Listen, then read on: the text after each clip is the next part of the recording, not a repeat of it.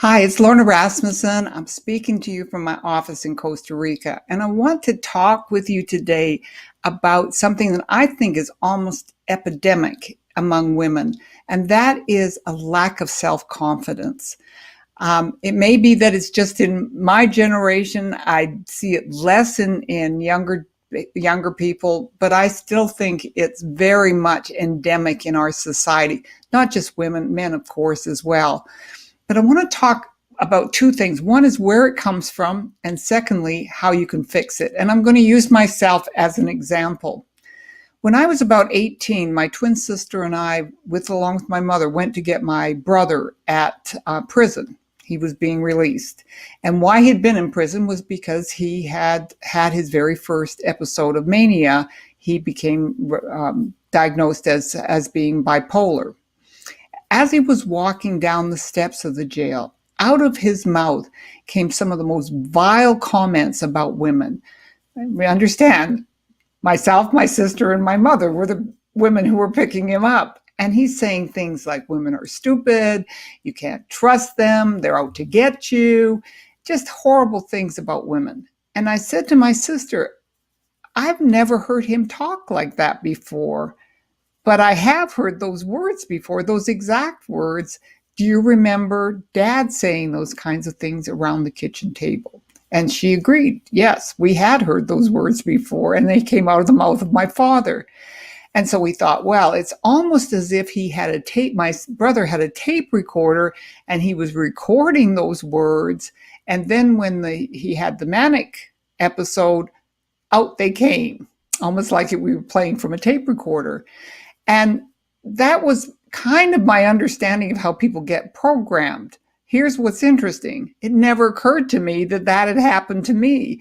It wasn't until 20 years later when I was grappling with not feeling confident, feeling like I couldn't do anything, feeling like I was a failure, that everybody else around me had a much easier go of it, that I was ever going to amount to anything. I certainly wasn't going to have any money.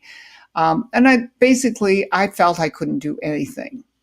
Now, this is with a husband who thought I could do anything. He was my support. But I said, he would say to me, well, why don't you feel confident? And I said, I don't know. If I could figure it out, I would take the magic pill and I'd become more confident.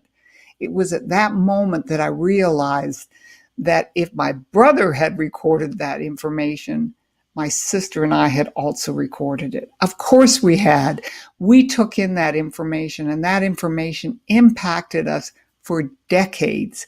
We didn't feel confident, even though we had a mother who was very intelligent, very accomplished.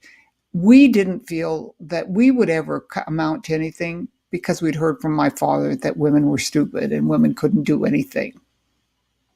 So how do I fix that?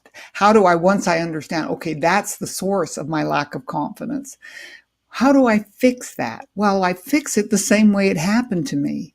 In other words, I reprogram, I erase those tapes and I tape over those tapes. For those of you who are young enough or old enough to remember tapes, it would be like an MP4.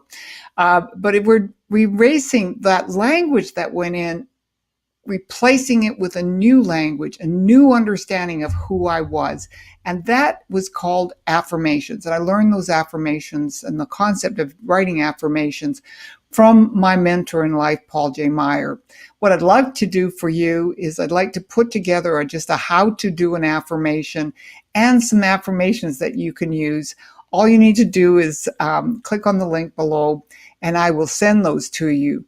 Because what I can tell you is in a relatively short period of time, I was able to go from feeling I could do nothing to feeling I could do almost anything, and feeling, more importantly, in control of my life. No one could make me feel bad. My father, my society, the society around me, nobody, because I had a mechanism for changing how I felt about myself.